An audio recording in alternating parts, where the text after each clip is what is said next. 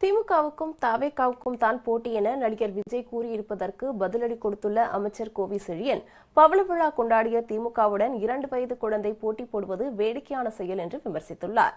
சென்னை வண்ணாரப்பேட்டையில் திமுக சார்பில் முதலமைச்சர் ஸ்டாலின் பிறந்தநாள் விழா கொண்டாடப்பட்டது.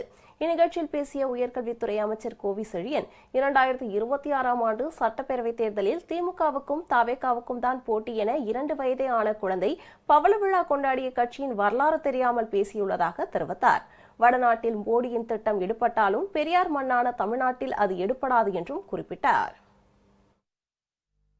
2 ஆண்டுகளில் கட்சியை துவக்கிவிட்டு என்னை வந்து சந்திக்க வேண்டும் என்று சொல்லுகிற ஒரு சர்வாதிகாரி இன்றைக்கு பேட்டி கொடுத்திருக்கிறார். 2026 தேர்தலில் திமுகவுக்கும் தவேகாவுக்கும் தான் போட்டி.